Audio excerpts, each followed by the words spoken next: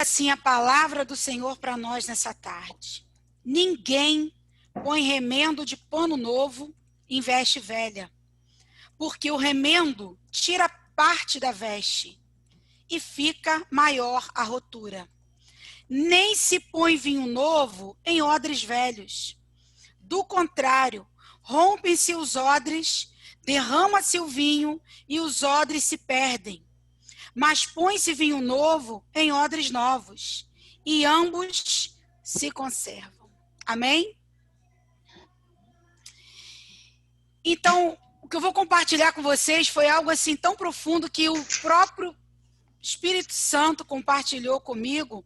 Foi como se eu tivesse literalmente batendo um papo com Jesus e Jesus conversando comigo, falando comigo, né? Foi uma coisa muito, muito simples. A palavra para mim foi algo muito simples e muito profunda.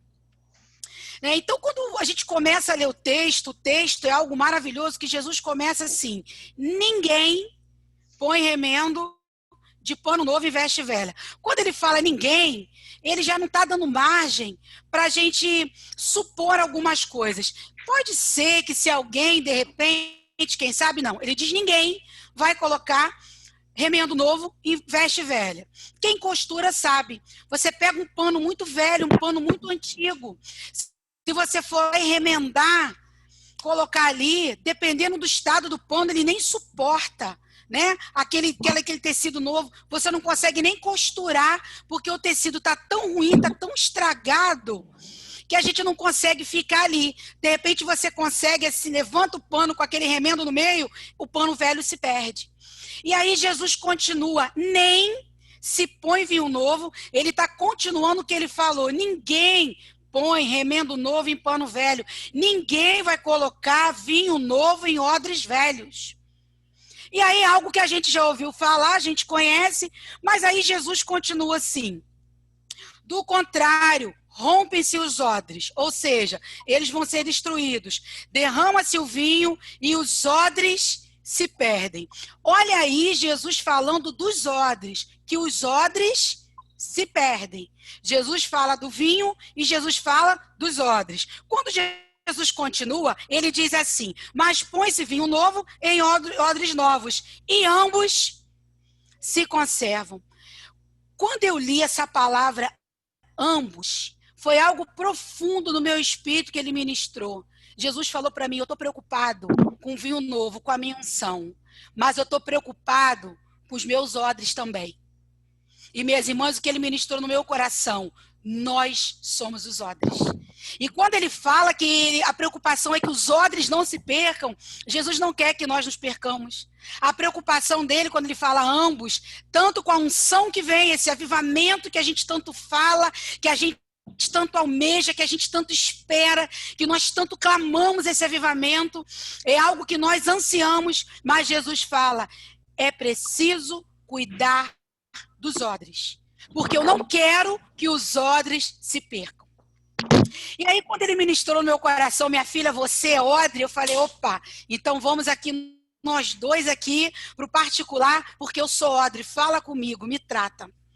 E aí o Senhor me trouxe, dar uma estudadinha sobre os odres. Eu descobri que tem alguns odres de barro também, mas ele não falou comigo sobre os odres de barro. Nessa tarde eu vou me ater só aos odres que eram feitos do couro das cabras e dos cabritos, que eram os animais daquela época. E Jesus usa esse comparativo dos odres das ovelhas, dos animais que eles viviam ali, né, naquela época, de onde eram feitos. E aí, o que ele fala para a gente sobre os odres? Eu fui estudando sobre os odres. E é o seguinte: primeira coisa, né, eles matavam os animais e eles aproveitavam a carne para alimento das ovelhas, né, dos cabritos, e o couro daquele animal, ele era tirado do corpo do animal, para usar aquele couro como para construir, para fabricar um odre. E aí começa o processo da fabricação do odre. Quando ele tirava, que ele ia tirando, né, do animal, ficava pedaços de carne agarrados ali naquele odre, sangue seco, ficavam algumas impurezas ali agarrados nesse couro.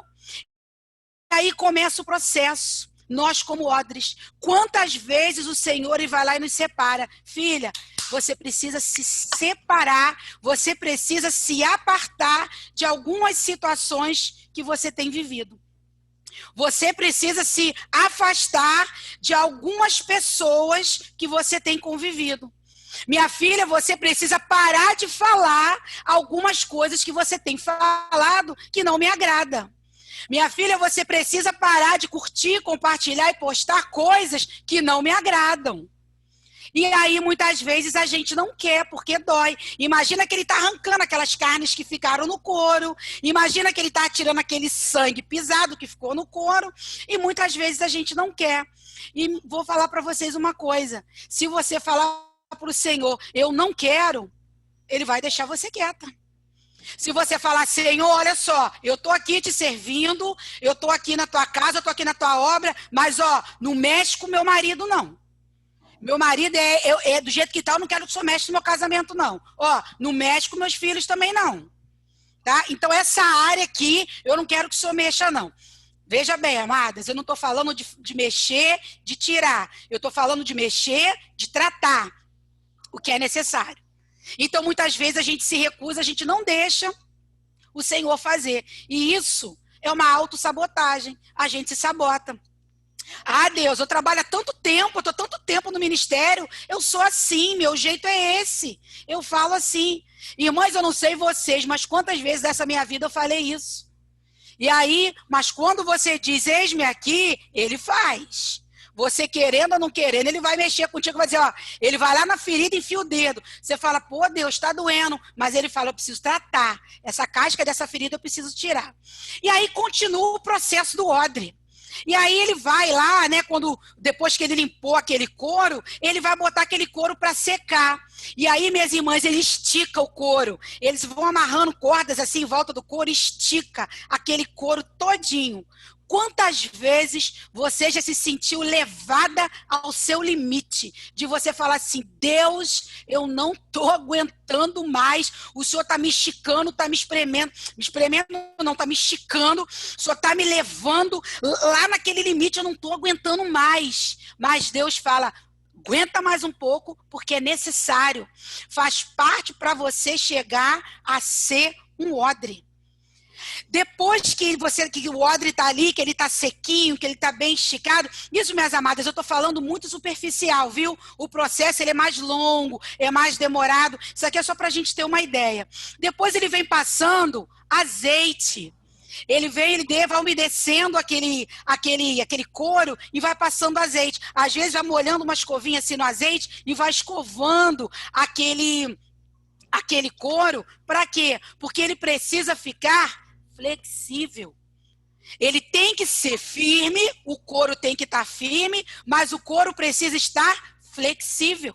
Porque se ele tiver simplesmente endurecido, é muito mais fácil romper. Então ele precisa estar flexível. Então, na verdade, precisa ser firme e flexível.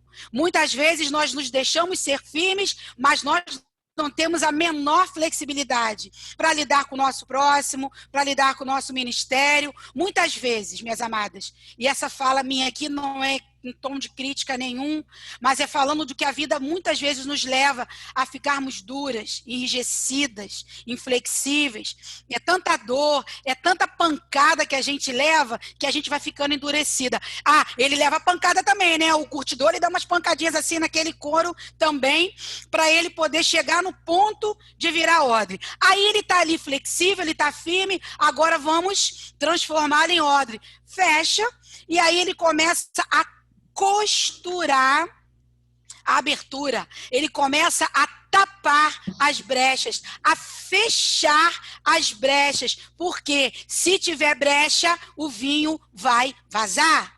Se tiver brecha, se tiver um espacinho que seja, vai vazar. É uma rachadura, o líquido não vai ficar ali dentro. Então, quando ele começa a costurar aquele odre, ele vai costurando, costurando, bem apertadinho.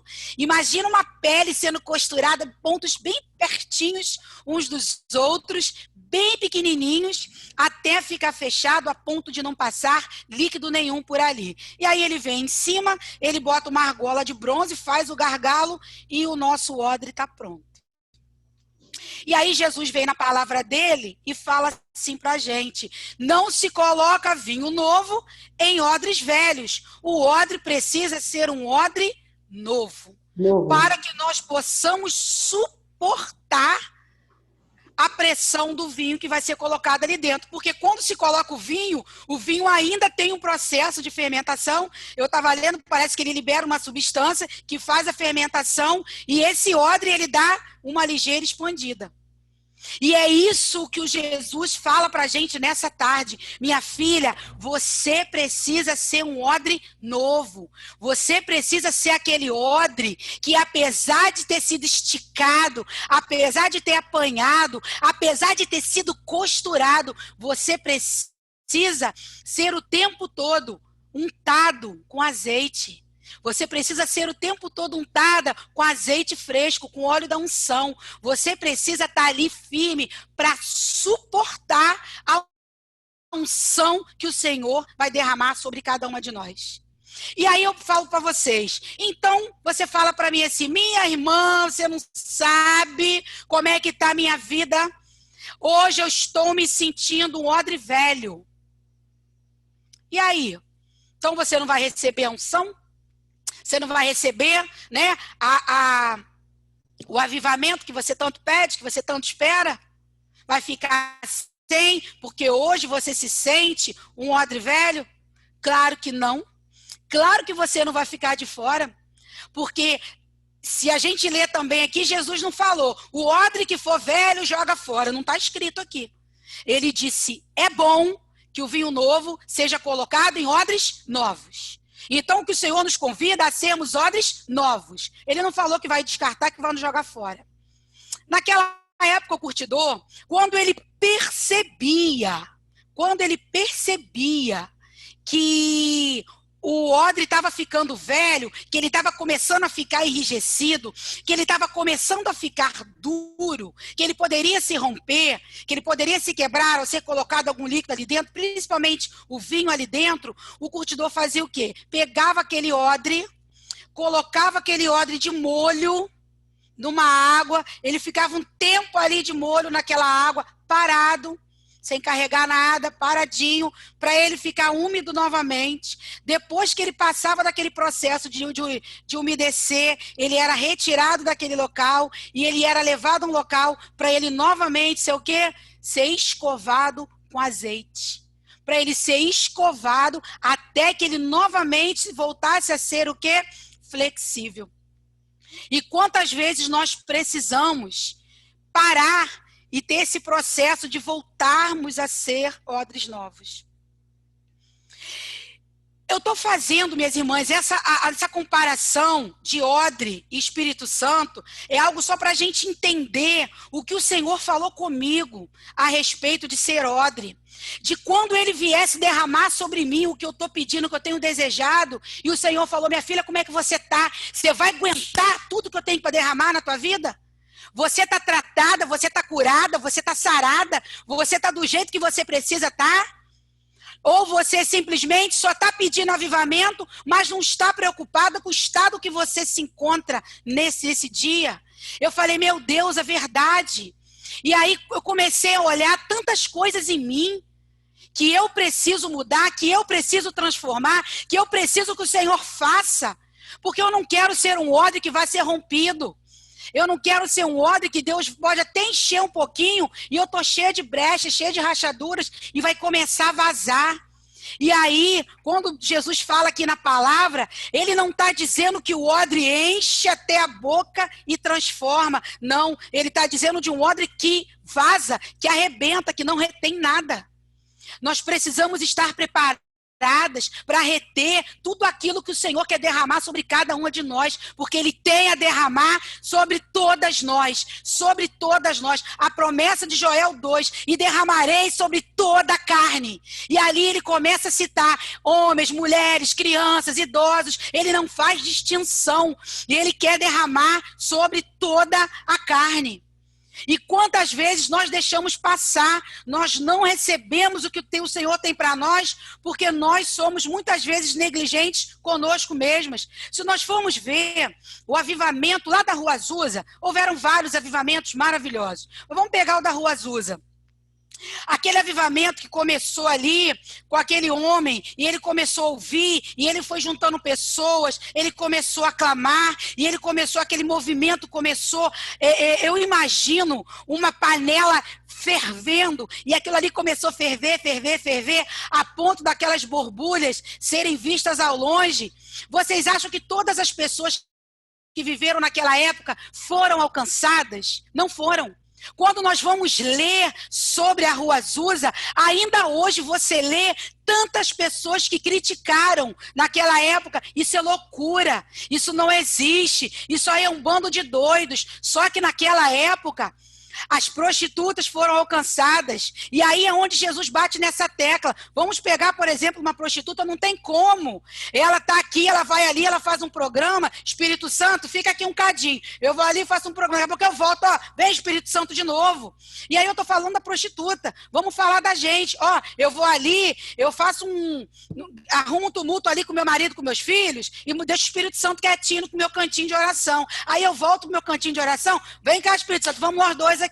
Não é isso. O que o Senhor nos chama é para nós sermos odres novos todo o tempo, a todo instante. E lá naquele tempo da Rua Azusa, nem todos foram alcançados, mas todos aqueles que desejaram ardentemente foram transformados. Aquela cidade foi transformada.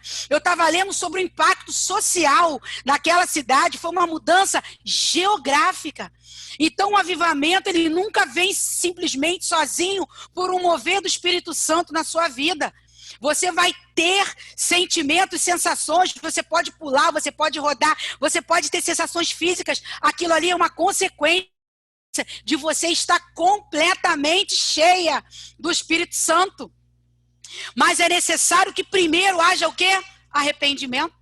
Se não houver um arrependimento, se não houver um desejo genuíno dentro do nosso coração de mudança, a coisa não acontece. Eu não sei se vocês já passaram por isso. Quantas vezes a gente está orando, fala assim, meu Deus, mas nada acontece. Gente, eu estou orando, eu estou pedindo, eu estou fazendo campanha, eu estou fazendo isso, eu estou fazendo aquilo e nada acontece. A gente precisa ter esse olhar para dentro de nós. Se não simplesmente, claro que o desejo é a primeira coisa. Tem que desejar verdadeiramente o avivamento. Mas é necessário que haja uma preocupação genuína em nos consertarmos, em nos tratarmos. Senhor, o que é que tem que ser mudado? Colocar para Ele o nosso coração e falar, Deus faz. Eu estou aqui, faz. E não ditarmos para o Senhor, Senhor, eu quero que o Senhor faça isso, que o Senhor faça aquilo. E minhas irmãs, quando Jesus começou a ministrar comigo isso, foi algo profundo. Porque Ele falou para mim, minha filha, eu não quero que nada se perca, nem o odre e nem a unção que eu vou derramar. Então, na realidade, a necessidade que nós temos desse cuidado, dessa cura, desse desejo diário, é nós estarmos prontas, preparadas para quando Ele derramar tudo que Ele tiver que derramar na nossa vida, nós verdadeiramente fazermos a diferença aonde nós estamos inseridas. Seja no nosso trabalho, seja na nossa família, seja na nossa casa, aonde o Senhor nos colocar. A necessidade é essa. E eu estava vendo também, eu estava lendo, achei muito tremendo quando eu comecei a estudar sobre os odres, sobre essa linha de raciocínio do autor, que eu achei algo tão maravilhoso que eu preciso compartilhar com vocês. Algo que Deus deu para esse homem e agora Ele deu a oportunidade da gente estar compartilhando aqui. Quando João Batista veio, João Batista, ele foi o antecessor de Jesus. João Batista, ele falava o quê?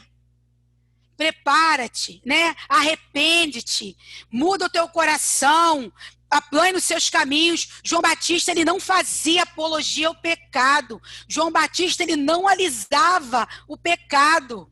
Quando ele para para o rei Herodes, ele fala, você está errado, Herodes. Olha a tua vida aí com essa pessoa que você casou aí, porque você sabe que você está errado. E isso custou a vida de João Batista, porque Herodes ficou irritado, Herodíade ficou irritada e pediram a cabeça dele. Mas eu tenho certeza que João Batista entendeu que a hora dele havia chegado e que ele tinha cumprido tudo que ele tinha falado. Quando ele pede para os discípulos deles, vai lá e pergunta para Jesus se é ele mesmo, é o Messias que eu tanto espero, que eu tanto almejo. Vai lá e pergunta para ele. O que Jesus fala para os discípulos? Voltem lá e fala para João o seguinte: João, os coxos estão andando, os cegos estão enxergando, a coisa está acontecendo do jeito que era para acontecer. Então João Batista, ele vem com essa fala de arrepende-te, aplane o teu caminho, busca a tua cura. E João Batista vem pregando isso. Ele precede Jesus. Aí vem Jesus. Jesus vem agora com o quê? Com a cura. Primeiro João grita sobre o arrependimento. Jesus vem com a cura. Há cura em mim. E o que Jesus fazia? Queres ser curado? Quero ser curado. Tu queres a cura? Quero ser curado. Jesus sempre fez isso. Todos aqueles que buscaram Jesus para uma cura foram curados. Todos aqueles que buscaram Jesus e confessaram os seus pecados foram perdoados. Ninguém que vai até Jesus, ninguém que busca Jesus fica sem receber a cura, sem receber o perdão, sem ser transformado. Mas é necessário que haja uma transformação. Se você tem um encontro verdadeiro com Jesus, você é verdadeiramente curado. E aí, o que acontece? Jesus vem antes de quem? Do próprio Espírito Santo. João Batista prega arrependimento, Jesus vem com a cura, e aí Jesus fala, é necessário que eu vá para que ele venha. Eis que virá o Consolador, o Espírito Santo. E aí nós vemos da forma que o Espírito Santo vem sobre os discípulos, né? Coisa linda, quando eles estão ali guardados, angustiados, sofridos, porque quando os discípulos estavam ali dentro daquela casa, aqueles 40 dias ali dentro, entristecidos, eu fico lembrando se não é um negócio aí parecido com essa pandemia, né? Que a gente está aí dentro de casa, todo mundo em casa, preso, com essa terra arrasada, com esse monte de morte, com esse sofrimento, com essa angústia, com essa falta de emprego, com essa falta de tudo, com essa escassez que muitas de nós temos passado. Às vezes você não está com escassez financeira, mas a sua escassez emocional está doendo, teu peito está doído, está preso, está sofrendo, você está angustiada, você está num tempo de escassez, você está num tempo que a sua terra está arrasada. Lembra de Joel 2? Joel 2 não, né? Joel 1, 2 e 3, que a terra é destruída, que não tem pão, que não tem alimento, que não tem alegria. Não tem como ter alegria. Não tinha comida, não tinha palavra, não tinha nada. E aquele povo estava ali naquela terra arrasada. Eu fico pensando se os discípulos ali naqueles 40 dias, depois que Jesus tinha morrido, se eles não estavam se sentindo dessa forma. Afinal de contas, eles caminhavam com Jesus, eles viam as curas que Jesus fazia, né? Eles estavam ali vivendo o melhor tempo da vida deles. Que coisa boa você seguir Jesus, você está ali caminhando com o Senhor, ouvindo Ele falar, você está ali vivendo as maravilhas de Jesus. E de uma hora para outra, a olhos humanos, o mestre morre. Como assim? Como assim, Jesus? Cadê o Senhor? Não está mais aqui? Cadê aquelas palavras de vida eterna? Quando Pedro tem, Senhor, a quem iremos nós? Só tu tens as palavras de vida eterna. E ali eles estavam naqueles 40 dias arrasados, sofridos, porque eles achavam que a esperança deles tinha ido embora. Alguns. E aí o que acontece? Mas Jesus já havia falado para eles. Jesus falou para eles, vai ser necessário que vocês fiquem ali um tempinho. Fica ali dentro, guardadinho. Porque vocês não vão ficar sozinhos. Jesus falou ali, né? Se você for ver ali no livro de João, se você ler ali o capítulo 14 todo, ele fala sobre a vinda do Consolador, e ele fala, eis que eu vou, mas eu não vos deixareis órfãos. E naquela dor daqueles discípulos, ali dentro daquela casa, eles esqueceram a promessa que era para eles, que eles não ficariam sozinhos. Mas como eles não estavam mais vendo a pessoa de Jesus física, eles acharam que tudo tinha acabado. E eu falo para você hoje, minha irmã, não acabou. Não acabou. A promessa é para você nessa tarde. Você não está sozinha, você não está órfã. O Espírito Santo está com você. E esse avivamento que a gente tem clamado, que a gente tem pedido, eu acredito, eu anseio em algo sobrenatural, algo que vem assim, que vai mexer com as nossas estruturas, mas o Espírito Santo, ele está com cada uma de nós. E aí, quando os discípulos estão ali dentro, e a Bíblia fala, é muito claro ali em Atos, quando ele diz, eis que vem como um vento impetuoso. Imagina o som, o barulho de vento, como se fosse. E aí ele vem, e vem sobre cada discípulo como se fossem línguas de fogo. E ali eles recebem ali, eu acredito ali, o primeiro avivamento da história. Quer dizer, o primeiro avivamento pós-Jesus, e eles recebem ali aquela coisa que foi ali, aquele mover todo, e que sacudiu as estruturas daqueles homens. Eles nunca mais foram os mesmos. Daquele dia em diante, eles se separaram e eles foram mundo afora para levar a palavra. Eles foram mundo afora para levar tudo que o Senhor tinha mandado que eles iam fazer, porque era interesse do Senhor que a palavra dele chegasse aqui hoje, nessa tarde. Mas foi preciso homens cheios do Espírito Santo, que tinham ousadia, que se colocaram na mão do Senhor, que se colocaram flexíveis como um odre novo para sair e pregar e levar a palavra do Senhor. Muitas vezes, o que você está passando hoje, muitas vezes a dor que você está vivendo hoje, faz parte do processo do odre. Você está sendo esticada, você está sendo curtida, mas aí o Senhor faz o quê? Ao mesmo tempo que ele te estica, que ele te curte, ele vem com uma escovinha de azeite, ele vem derramando unção fresca para você. A gente ora, a gente coloca aqui que a de hoje o Senhor nos dá, que para outro dia o Senhor derrame de novo, e aí ele nos dá dia após dia o necessário.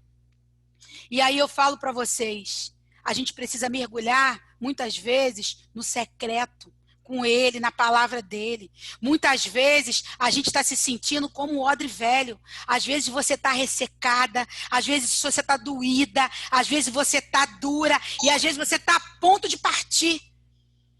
Faz o que